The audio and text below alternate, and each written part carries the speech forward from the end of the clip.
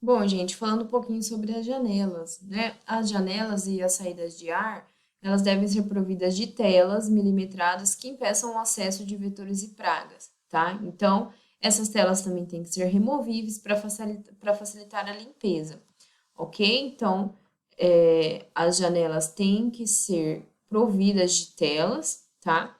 Aqui eu trouxe outro exemplo para vocês.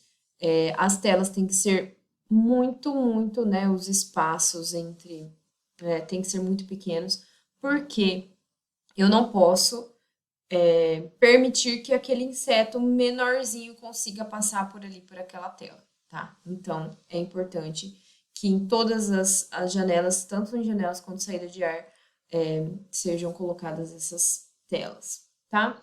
Falando um pouco sobre a iluminação, né, gente? A iluminação ela tem que ser distribuída de forma eficiente, como a gente já falou, né, para permitir a visualização e as luminárias também, elas devem ser apropriadas, tá?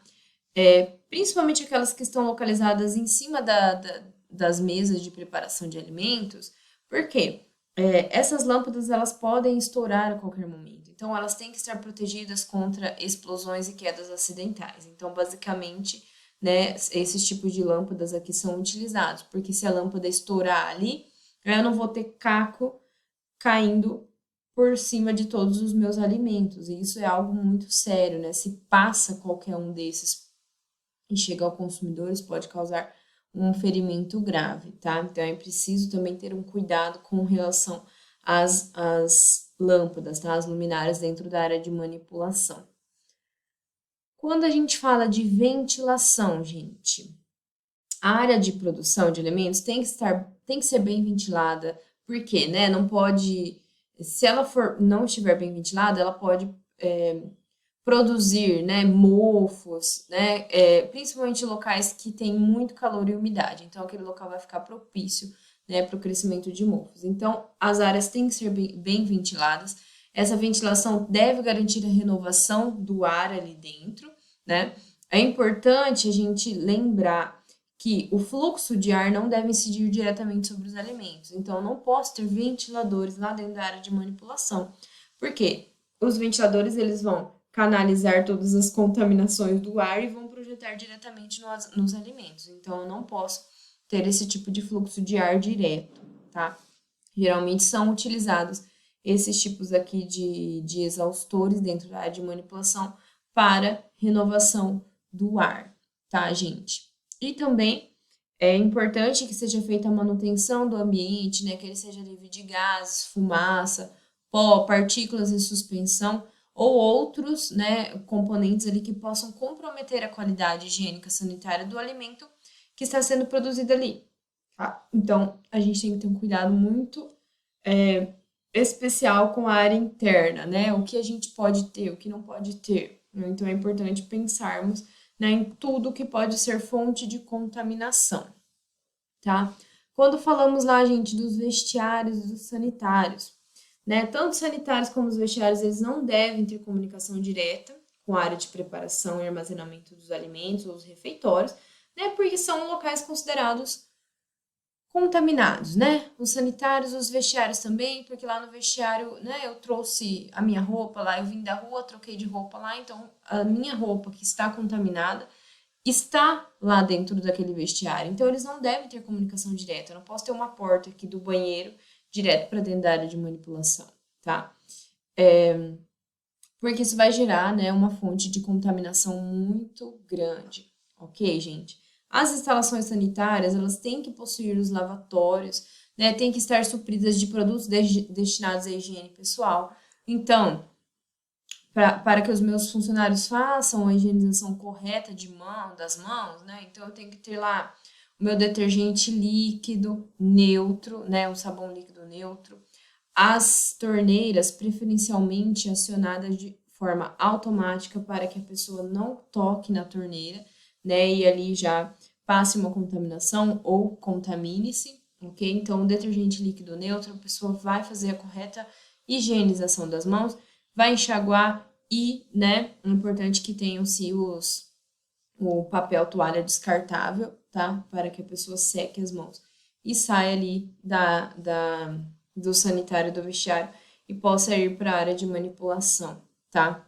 É importante também, né, que dentro dos vestiários existam armários individuais para cada funcionário, chuveiros sanitários com iluminação e ventilação adequadas, né, e que isso seja suficiente para o número de funcionários, tá, gente? Outra coisa importante dos vestiários e sanitários é que as portas não tenham acionamento manual, né? Porque ali eu acabei de lavar as mãos, vou lá abrir a porta com a mão, né? Eu posso acabar contaminando novamente a minha mão antes de entrar na área de manipulação, tá? Outra coisa importante relacionada aos resíduos, ao lixo, né? Os resíduos, os coletores devem ser dotados de tampa sempre e devem ser acionados sem contato manual. Então, esse tipo aqui de coletor, tá? Que tem pedal. Então, o funcionário seca as mãos lá com papel toalha, aciona por pedal o coletor e vai jogar o lixo ali dentro. Bom, quando a gente fala lá da área direta de manipulação, né, próximos aos locais de trabalho, né, devem existir os lavatórios para lavagem de mãos, os detergentes antissépticos neutros, o papel toalha, né, e as lixeiras também, tá? Mas, claro que, gente, sempre de forma a evitar contaminações. Eu preciso lavar as mãos sempre, então tem que ter um lavatório ali perto da área de manipulação. Eu não posso sair toda hora e ir lá no banheiro lavar as mãos, né? Porque o banheiro também é um local contaminado, então não é o ideal, tá? Essas lixeiras, né, esses coletores, têm que ser de material lavável também, tá? E estar afastadas daquela área de fluxo de alimentos. Então, vai ser próximo ao local, mas eu não posso deixar a lixeira do lado da mesa que eu estou preparando os alimentos, tá? Porque, como a gente já sabe, o lixo atrai contaminações, né? É um ambiente contaminado e atrai vetores e pragas. Então, eu preciso deixar o lixo, né, afastado da onde eu tenho o maior fluxo de alimentos, né? Essas lixeiras têm que ser de fácil lavagem, de fácil remoção também, né, desse lixo. Tem que possuir as tampas sempre, tem que ser tampadas e acionadas por pedal. Assim como no banheiro, na área de manipulação, temos que ter as mesmas regras quando falamos de lixeiras. Certo, gente? Bom, com relação em geral à estrutura física, as instalações elétricas devem ser embutidas, né, ou protegidas por tubulações externas e íntegras que permitam a higienização dos ambientes, tá? Então, eu preciso ter um cuidado muito grande com instalações elétricas, principalmente, né? Porque eu preciso lavar tudo, né? Eu preciso jogar, eu preciso lavar teto, piso, parede, tudo. Então, se eu tiver uma instalação elétrica ali, né, que não esteja protegida, eu vou causar um acidente muito grande, é muito grave, tá? Então, as instalações elétricas têm que ser muito bem, né, tem que se ter um cuidado muito grande. Quando a gente fala lá dos ralos, né, as instalações, elas têm que ser estabelecidas, abastecidas de água corrente, tá? E eu tenho que ter as conexões com rede de esgoto ou fossa séptica para, né, o fluxo de água. Então, né, quando eu tiver os ralos, eles têm que ser sifonados, as grelhas têm que possuir um dispositivo que permita o fechamento, porque eu tenho a água lá, né, eu fiz toda a lavagem, se por um momento, né, eu não vou conseguir eliminar aquela água, isso vai causar uma contaminação, vai causar um problema. E também, né, como eles estão ligados diretamente à rede de esgoto, né, eu preciso ter esses dispositivos de fechamento também para evitar que vetores e pragas do esgoto entrem para dentro da minha área de manipulação, tá, gente? Então, são proteções que têm que ser colocadas em todos os lugares dentro da área de manipulação, tá? Não adianta nada eu ter toda a proteção externa, em paredes, né, as portas, as janelas, se os meus ralos não são tampados, tá? Por quê? As baratas vão vir lá do esgoto, os ratos vão vir lá do esgoto, tentar entrar dentro da área de manipulação.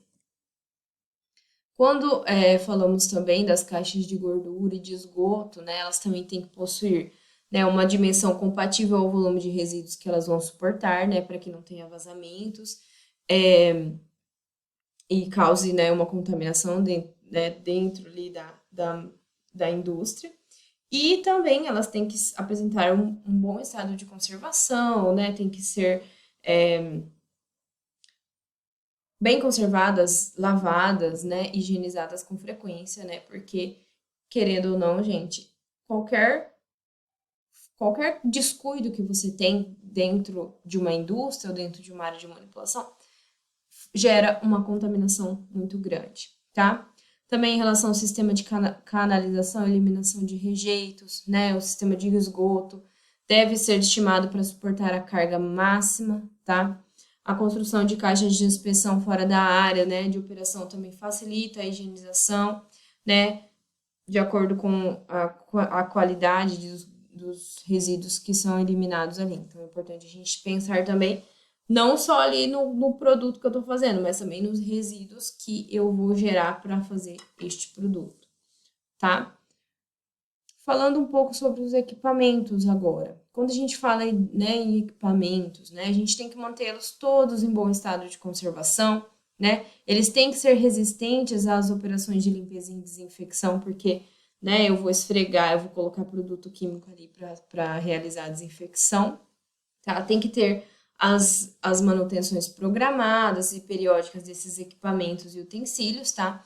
A calibração, né, de alguns instrumentos de medição. Temos que manter sempre os registros das realizações dessas operações, porque essas manutenções e calibrações vão garantir, né, vão prevenir algum problema lá na linha de produção, vão prevenir contaminações, né, e vão ser utilizadas, então, né, conforme auxiliar na qualidade daqueles produtos que eu estou produzindo.